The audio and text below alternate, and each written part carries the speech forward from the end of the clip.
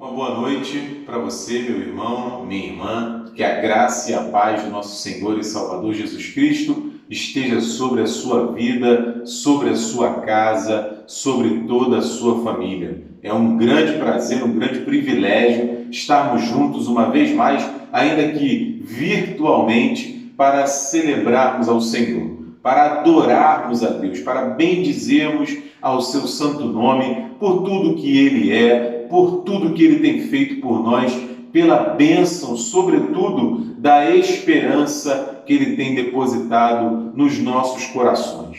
Esse é um tempo para que eu e você juntos recebamos a palavra do Senhor, para que a gente possa falar com Ele, colocar diante dEle a nossa vida, o nosso país, o nosso mundo, pedir a Deus que nos ajude a encontrar um caminho, como humanidade, a vencer os desafios diante de nós.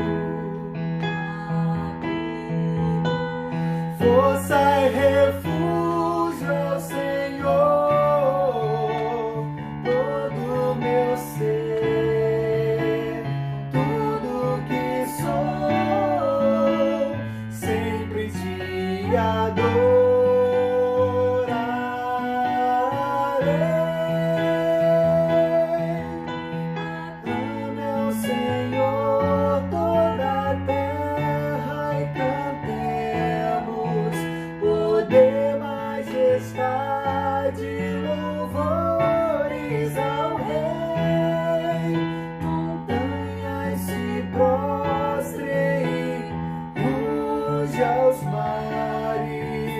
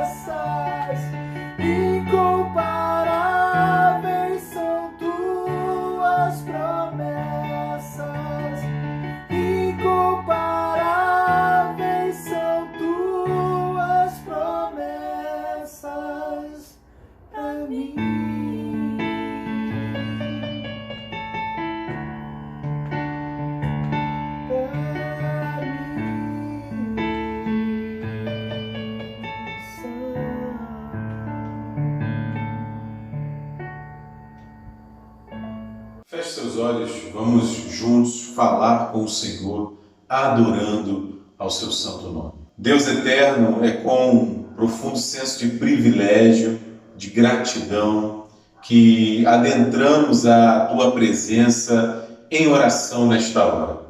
Cada um na sua casa, cada um com os seus, distante, Senhor, daquele lugar que nós nos acostumamos a chamar de tua casa, a tua igreja. O nosso coração tem estado profundamente consternado por tudo isso, mas ainda assim, Senhor, nos lembramos da tua maravilhosa graça, da tua misericórdia que nos alcança aonde nós estamos. E é firmado, Senhor, nesta esperança, nesta confiança de que estás conosco em todo tempo, em todo lugar, que nos reunimos agora, ainda que à distância, ainda que virtualmente, para celebrarmos ao teu nome, para bendizermos a tua grandeza, para nos lembrarmos, Senhor, dos teus poderosos feitos, da tua maravilhosa palavra que nunca nos abandona.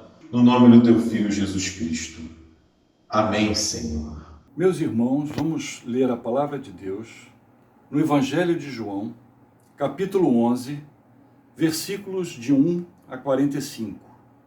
Evangelho de João, capítulo 11, versículos de 1 a 45. Vamos ler todos juntos. Página 113 do Novo Testamento. A ressurreição de Lázaro. Estava enfermo Lázaro de Betânia, da aldeia de Maria e de sua irmã Marta. Esta Maria, cujo irmão Lázaro estava enfermo, era a mesma que ungiu com bálsamo o Senhor e lhe enxugou os pés com os seus cabelos.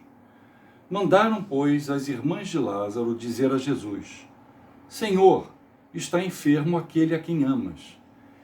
Ao receber a notícia, disse Jesus: Esta enfermidade não é para a morte, e sim para a glória de Deus, a fim de que o Filho de Deus seja por ela glorificado. Ora, amava Jesus a Marta e a sua irmã e a Lázaro.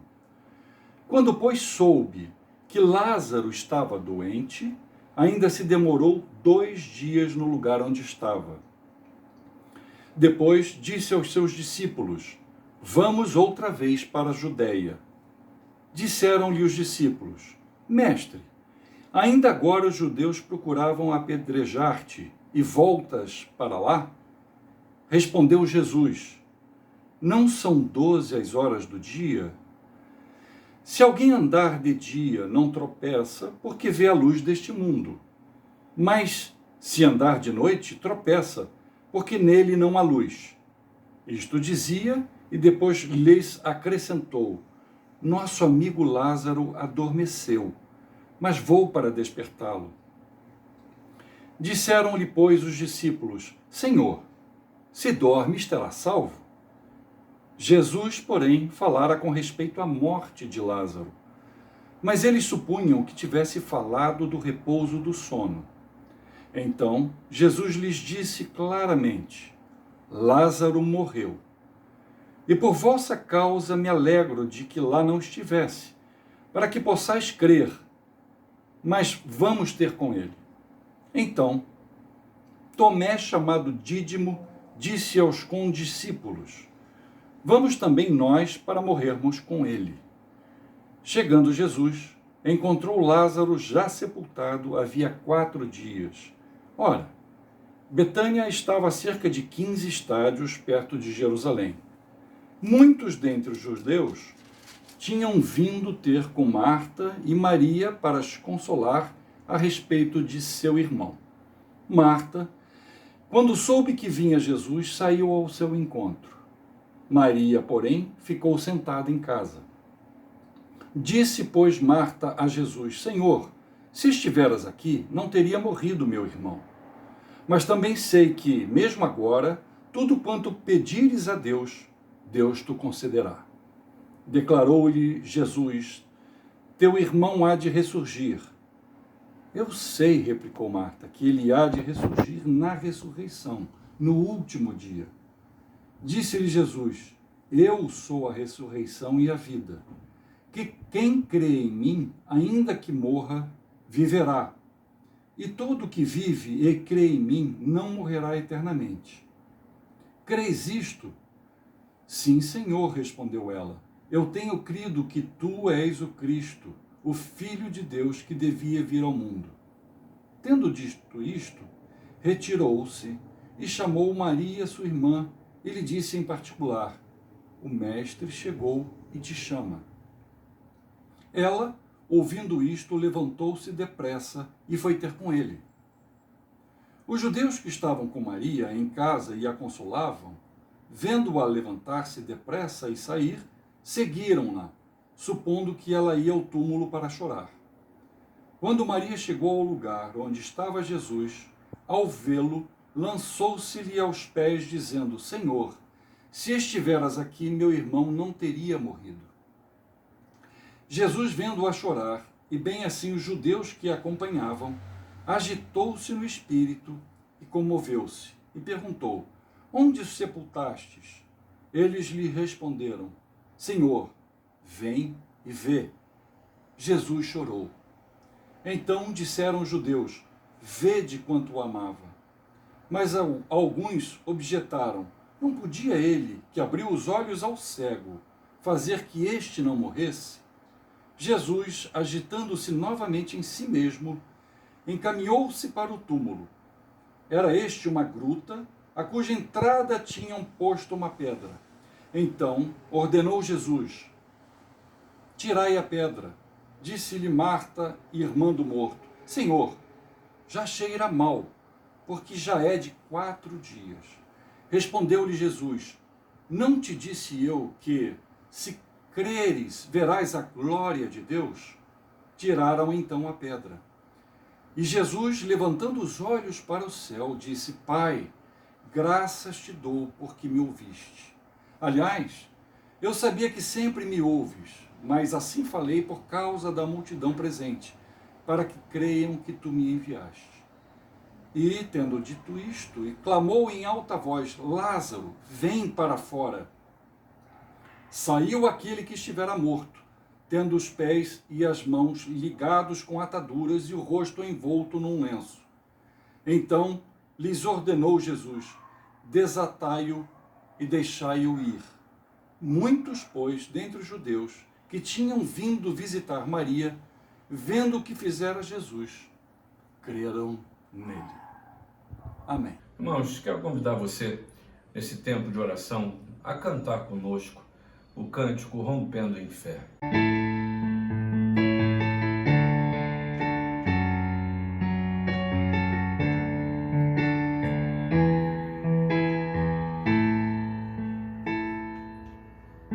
Cada vez que a minha fé é provada, me dás a chance de crescer um pouco mais. E as montanhas e vales, desertos e mares que atravesso me levam pra perto de ti. Minhas provações não são maiores que o meu Deus, e não vão me impedir de caminhar. E se diante de mim não se abrir o mar, Deus vai me fazer andar por sobre as águas, rompendo em fé. Minha vida se revestirá do teu poder, rompendo em fé. Com ousadia vou mover o sobrenatural, vou lutar e vencer, vou plantar e colher, e a cada dia eu vou viver rompendo em fé.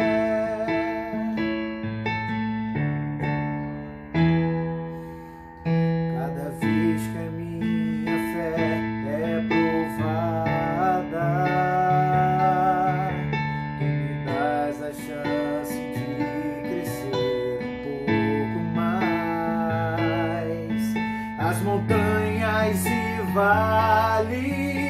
desertos e mares que atravesso me levam pra perto de ti.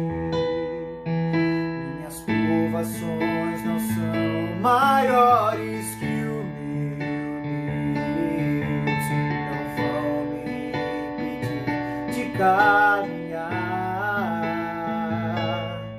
Se diante de mim não se abrir o mar, Deus vai me fazer andar sobre as águas, rompendo em fé. Minha vida se revestirá do teu poder, rompendo em fé.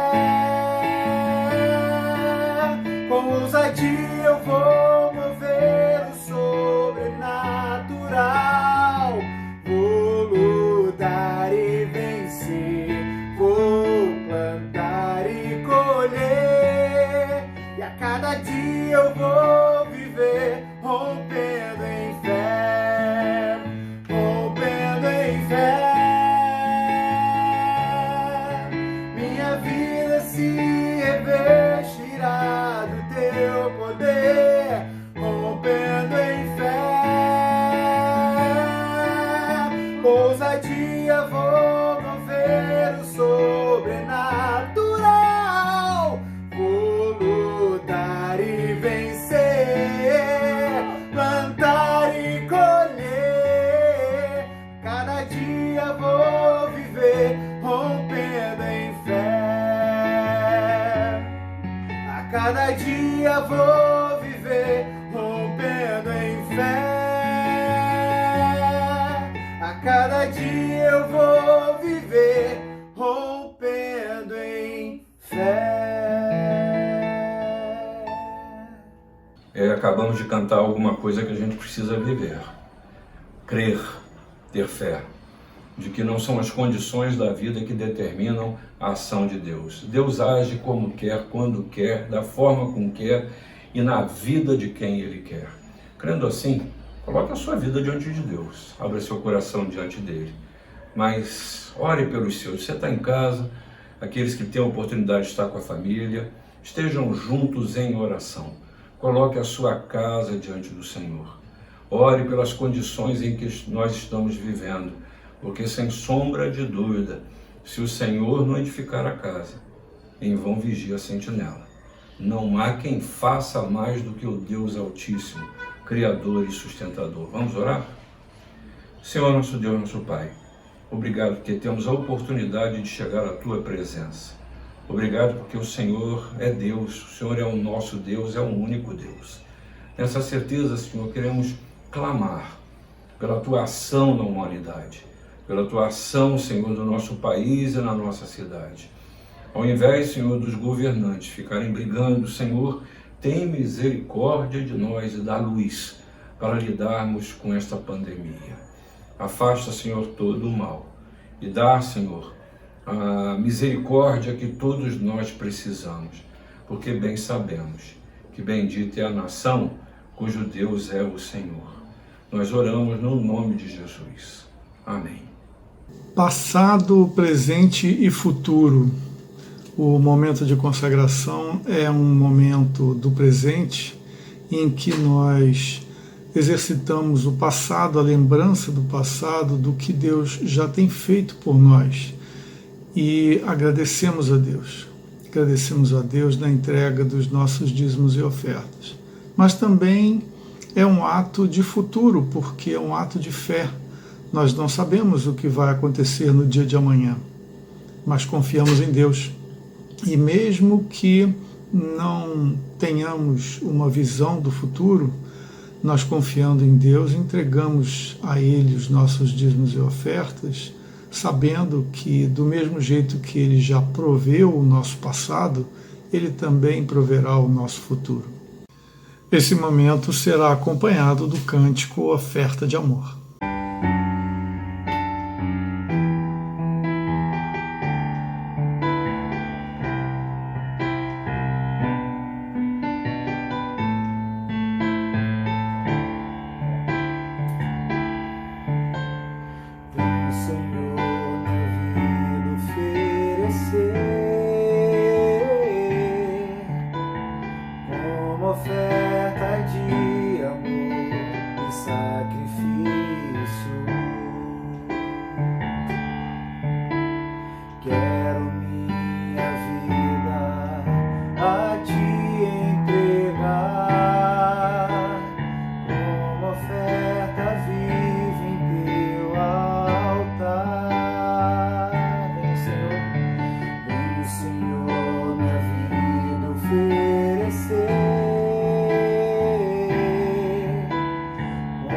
como oferta de amor e sacrifício.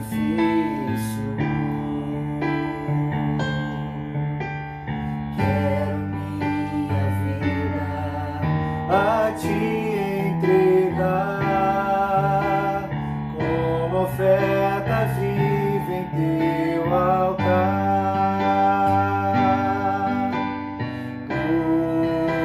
pois pra te adorar foi que eu nasci.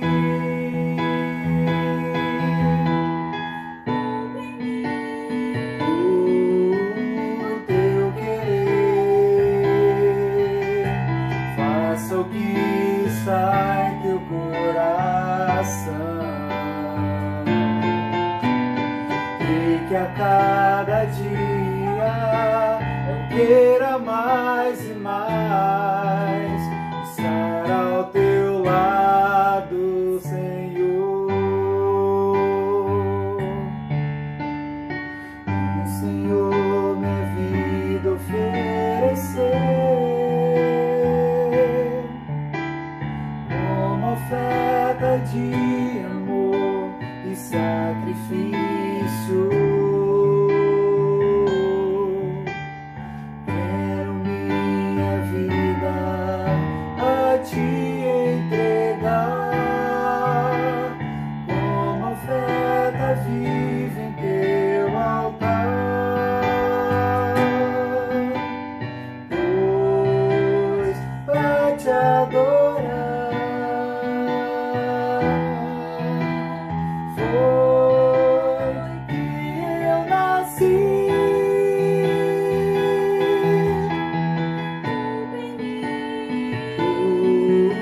O teu querer,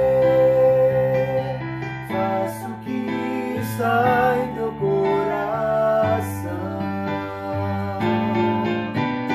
e que a cada dia eu queira mais e mais estar ao teu lado, estar ao teu lado, estar ao teu lado, Senhor.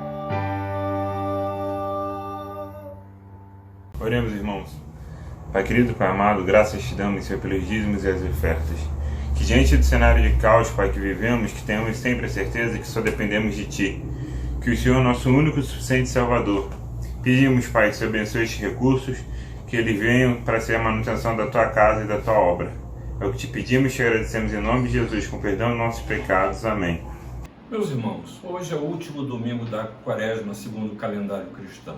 E o texto do Evangelho desse domingo trata da ressurreição de Lázaro, como você já muito bem leu junto com o presbítero André, capítulo 11 do Evangelho de João, dos versículos 1 a 46. É o texto sobre o qual nós vamos nos debruçar na meditação nessa hora.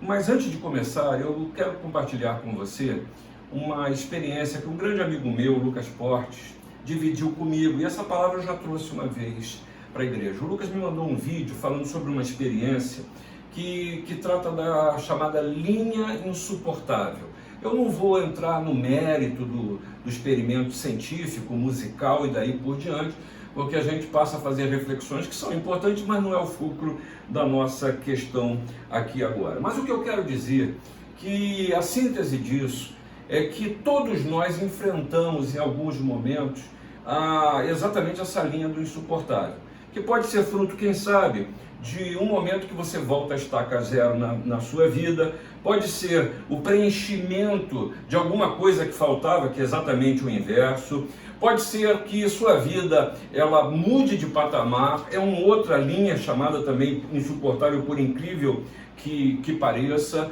é um momento de reanálise, é a disrupção, por exemplo, quando aquilo que você estava acostumado a acontecer não existe mais, é um novo momento da história.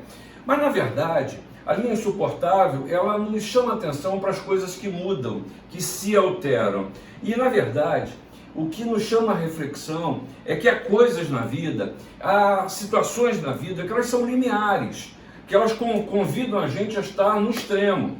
Eu não vou dizer que na beira do abismo, porque a beira do abismo é apenas uma linha do insuportável. Não é só caminhar para baixo. Às vezes também é caminhar no sentido contrário. Mas o grande problema é o seguinte: como eu lido com a linha do insuportável na minha vida?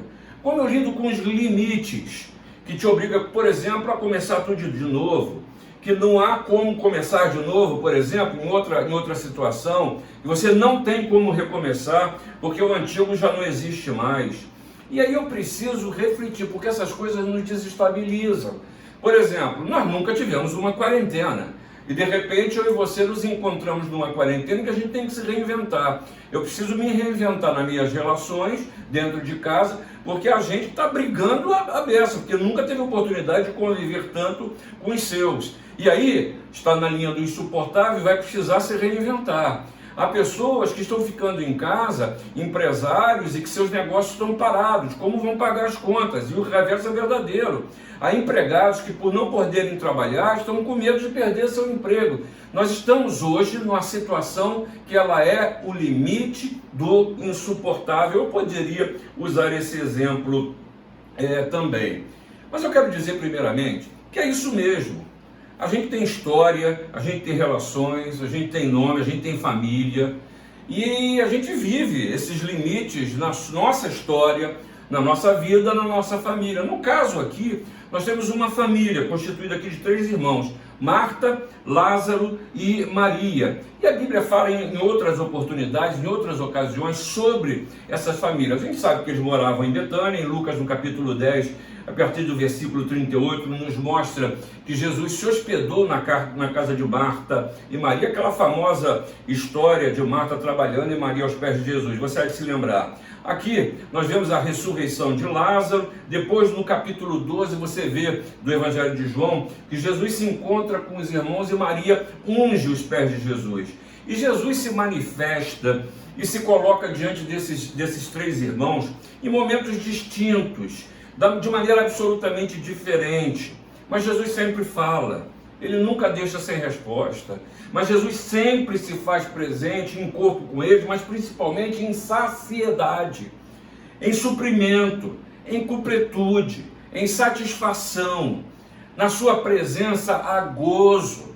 E é disso que eu quero falar para você, ao enfrentar e lidar com as linhas insuportáveis que a vida se nos reserva. E a primeira coisa que eu quero dizer para você, que a linha insuportável do tempo e das condições da vida não podem conter a ação de Deus. Os limites não contêm a ação de Deus. As situações com as quais a gente não pode, ou não sabe, ou não tem condições de lidar, não limitam o poder de Deus. E aí você pode ver, inclusive nessa história aqui, o cronograma do que é da falta e do suprimento que Deus dá. Veja aí no versículo 3 o que diz. Versículo 3 diz que Lázaro estava enfermo. No 6 diz que Jesus demorou, presta atenção nessa palavra, demorou ainda 2 dias.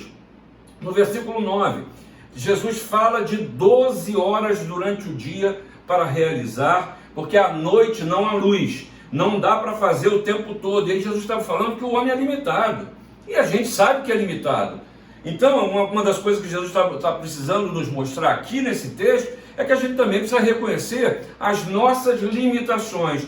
No versículo 17, veja que Jesus encontra Lázaro sepultado já há 4 dias. Esse é um cronograma de falta até chegar ao suprimento. Agora veja uma outra coisa, o processo e as condições da vida. Veja no versículo 6 aí, Lázaro doente. Veja no versículo 11, Lázaro já morreu. Veja no versículo 8, os discípulos questionam por que Jesus seria apedrejado se voltasse à Judéia. No versículo 16, Tomé diz, e agora está tudo perdido, ferrou.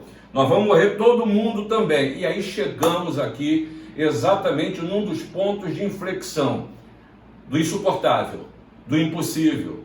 É aquilo que a gente costuma dizer quando eu dou de cara com um muro e não sei como transpô-lo. É no interregno da vida, é a mudança de curso. Mas nessa hora eu preciso me lembrar de algumas coisas. Eu quero falar para você primeiro que é prisioneiro do tempo, que acha que não há como começar de novo, que não há como enfrentar a situação, porque o que você esperava já não existe mais, porque se sente limitado, ou quem sabe diga com esse povo, já era, Lázaro está morto. Eu quero falar para você que é prisioneiro das condições de vida, que acha que seu tempo acabou pela sua idade, pela sua doença, porque esse tempo você não sabe como vai se sustentar. Quero falar para você que acha que as condições de vida que te obrigam, quem sabe, a um novo estilo de vida, a um novo momento, você não se sente capaz, e talvez, como os discípulos de Tomé diziam, voltar para a Judéia, nós vamos morrer, não tem jeito. Mas quero dizer para você que Jesus te ensina dizendo o seguinte: eu sou a ressurreição e a vida. Veja aí nos versículos 25 e 26. Quem crê em mim, ainda que morra, viverá. E todo que vive e crê em mim não morrerá eternamente. Creis isto? Pois Jesus veio pavimentar as impossibilidades do tempo, a falta de condições da vida. Ele veio trazer vida e vida em abundância. Olha, se você está durando o que é insuportável na sua vida, seu caminho é de morte. Mas Jesus veio lhe oferecer vida, é transpor essas nossas limitações humanas, das condições da vida, do tempo em que a gente vive. Mas não para aí não, continua comigo, porque Jesus nos ensina ainda uma segunda lição. Existir é um verdadeiro drama, mas há empatia de Jesus para o drama da existência, e nesse sentido eu preciso me apropriar disso, de que Jesus está atento e ele sente o que eu sinto, ele quer viver o que eu vivo, ele se condói e ele mesmo chega a chorar, como neste caso, porque ele reconhece a dureza de vida que eu levo, que você leva, o que a gente precisa enfrentar. Jesus sabe o que é sofrer. E aí o problema da gente lidar com os problemas dessas condições de vida é que há pessoas que querem proclamar e dizer para você, não reconheça isso não, mas não é verdade, é mentira. Existir custa, existir dói, existir dá trabalho, existir nos leva a sofrer. Isso é fruto do pecado. Por isso que Deus disse, olha, com o suor do rosto você vai ganhar o pão. Não tem jeito. E mais do que isso, o Senhor disse para cada um de nós, no mundo passais por aflições, mas tem de bom ânimo. Eu venci o mundo. E o salmista ainda te ensina, muitas são as aflições do justo, mas o Senhor de todas o livra. Eu queria que você lesse esse versículo depois. Salmo 34, versículo 19. E eu gosto desse tipo de abordagem do salmista, que não foge da realidade. A gente passa por aflição, a gente sofre aflição, mas tenha certeza que o Senhor nos livra de todas as aflições. Mas há duas coisas que o encontro com os 3 irmãos de Betânia nos leva a destacar. Eu preciso que você reflita sobre isso, porque a gente, quando está passando pelo insuportável, pelas situações limites, por aquilo que a gente não tem como lidar, a gente muitas vezes é tentado a pensar assim. A primeira coisa que eu gostaria que você refletisse nessa história é sobre a ausência de Jesus. Vê aí, versículo 20.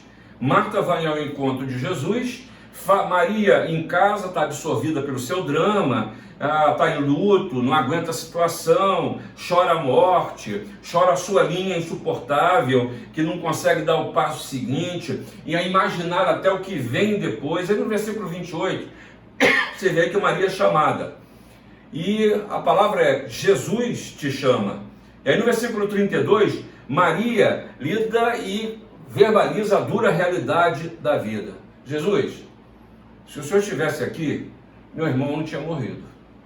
Se o Senhor estivesse aqui, isso não tinha acontecido. No versículo 37, pior ainda, diz no versículo 37, que alguns disseram, deixa eu te falar só uma coisa para você, você da igreja sabe que eu já falei sobre isso, né? Eu detesto quando eu vejo no Evangelho falar que alguns disseram, alguns da casa, sabe por quê? Porque não tem nome, ou gentinha, e a gente tem na nossa vida tantos alguns, que são mestres em falar as piores coisas.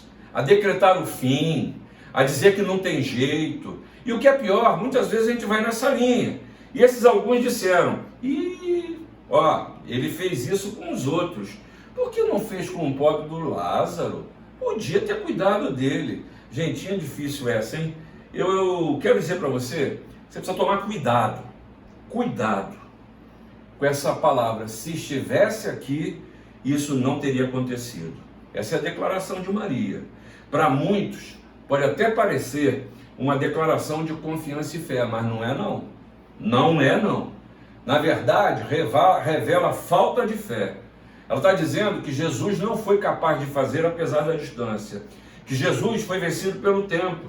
Que Jesus não teve sensibilidade suficiente ao problema. É isso que eu posso depreender dessas palavras da pobre Maria. Mas eu quero dizer para você que um grande pensador, Nietzsche, ele decretou a morte de Deus. E eu interpreto essa palavra de Nietzsche de uma maneira um pouquinho diferente.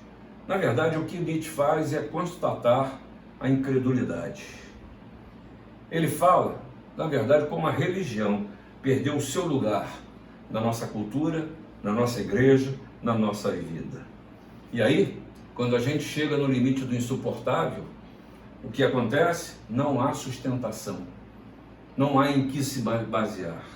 Pois essa afirmação de que Deus está morto não é uma afirmação sobre crença religiosa. Grande parte, tenha certeza, da nossa maneira padrão de pensamento carrega elementos religiosos que não estão conscientes.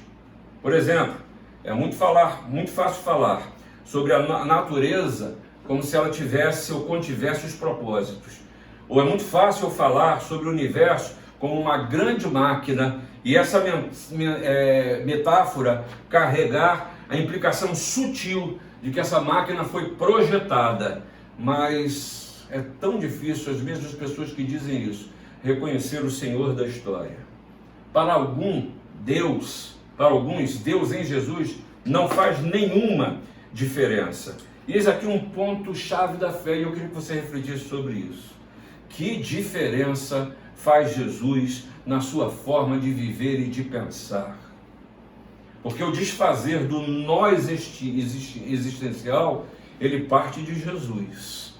Pois se ele é apenas um crucifixo pendurado na parede, se é apenas um livro que até para você tocar, você acha, bota aberta no centro da sua sala como uma coisa especial, nada disso é presença de Deus.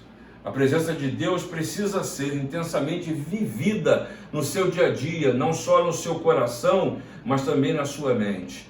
Não só nas suas emoções, em momentos de culto que você até chega a ter êxtases, mas no raciocínio, na razão, que percebe que eu não consigo enxergar, mas Deus continua a se movimentar.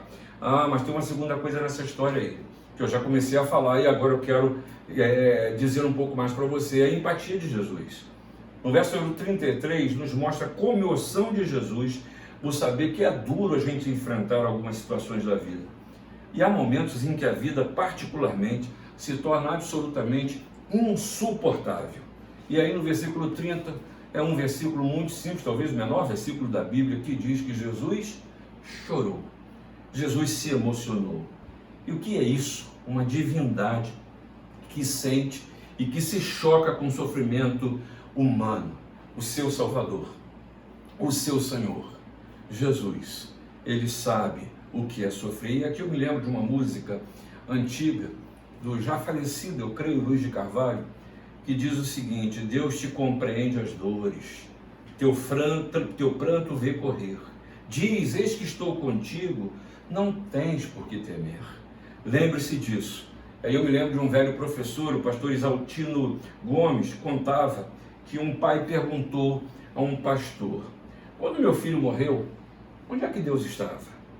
O que ele estava fazendo quando meu filho morreu? Respeitando a dor daquele homem, o pastor se calou, mas no dia seguinte foi visitá-lo e disse: quando seu filho morreu, Deus estava no mesmo lugar em que estava quando o próprio filho morreu. Estava fazendo a mesma coisa que estava quando o filho dele morreu. Toda a Trindade sente e sofre. tanto que o Espírito Santo intercede por nós e geme, e geme. E aí, meu irmão e minha irmã, tenha certeza que aquele que se deu numa cruz e sofreu a morte, a pior das mortes, a morte de cruz, sabe o que você passa e o que você sofre. Você sofre? Deus não te abandonou.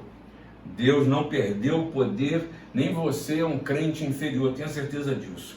Não posso lhe garantir, e eu nem sei o porquê que Deus nos permite passar, mas eu quero passar pelo que passamos, mas eu quero dizer para você que Ele é sensível a tudo que a gente enfrenta. Ele sente como nós sentimos. Ele é o Deus que enxuga as lágrimas dos olhos do seu povo. E haverá um dia, diz o Apocalipse, no capítulo de número 21, que não vai haver mais lágrima nem sofrimento, porque Deus nos enxugará dos olhos toda a lágrima. Mas uma terceira e última coisa ainda que eu quero falar com você. É preciso que eu coloque em prática o que foi dito, ou o que é dito. E o Senhor Jesus diz no versículo 40, não te disse eu que se creres, verás a glória de Deus. E aqui nós chegamos ao término de um ciclo. Aqui nós chegamos ao fim do limite daquilo que é insuportável. E o começo de um novo ciclo de vida. E aí eu preciso aprender e lembrar e trazer à memória aquilo que me traz esperança. Olhe para a sua história, olhe para a sua vida. Veja as coisas insuportáveis que você enfrentou e que Deus lhe deu a vitória. Nesse momento da história é mais um momento assim. Seja com Ele a começar tudo de novo. Seja com Ele a fazer algo de novo em sua vida. Lembra que base você está firmada? No Senhor Jesus.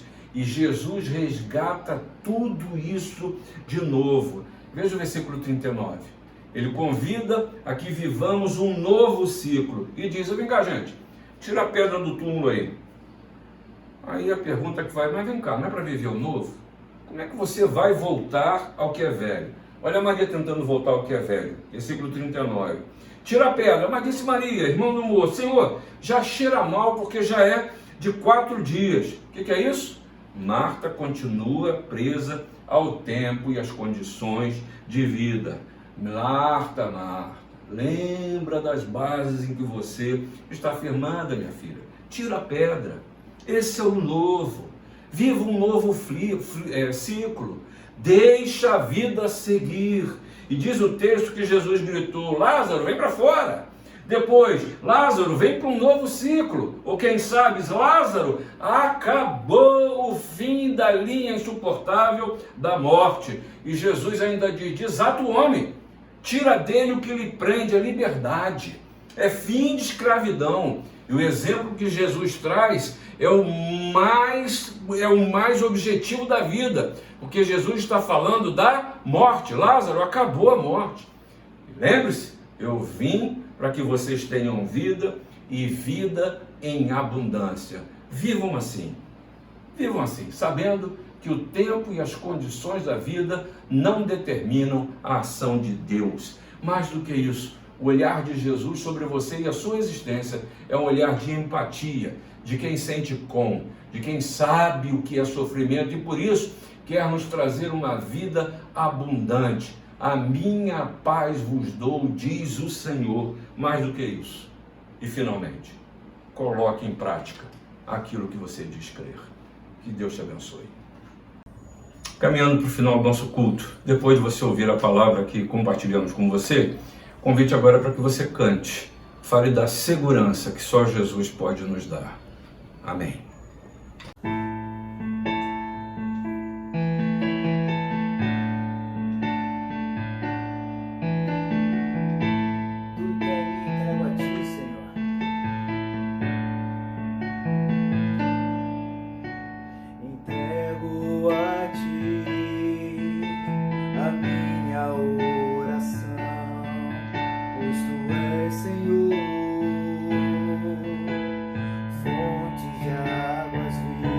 que há em mim.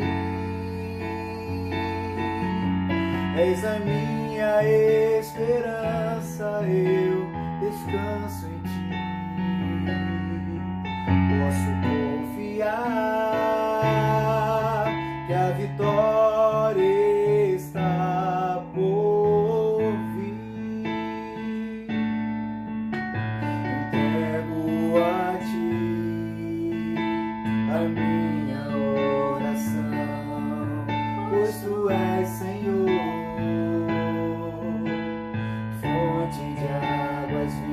vivas que há em mim. És a minha esperança, eu descanso em ti. Posso confiar que a vitória está por vir. Seguro estou em ti, tu és o Deus de amor. Não temerei o mal, tu és o grande eu sou. Eu ergo minhas mãos, preciso receber tua palavra, Deus, que me fará vencer.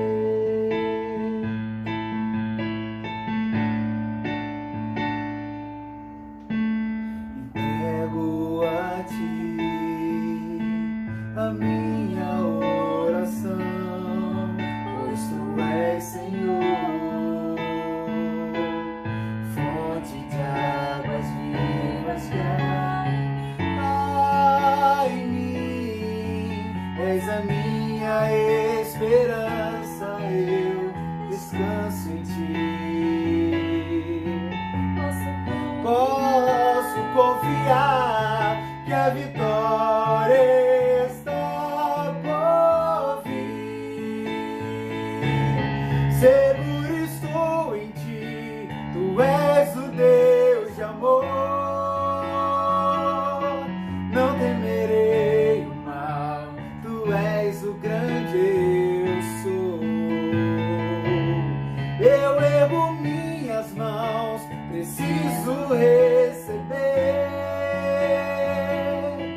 tua palavra, Deus, que me fará vencer. Seguro estou em ti, tu és o Deus de amor. Não temerei o mal, tu és o grande eu sou. Eu ergo minhas mãos, preciso receber tua palavra, Deus, que me fará vencer. Tua palavra, Deus, que me fará vencer. Tua palavra, Deus, que me fará vencer.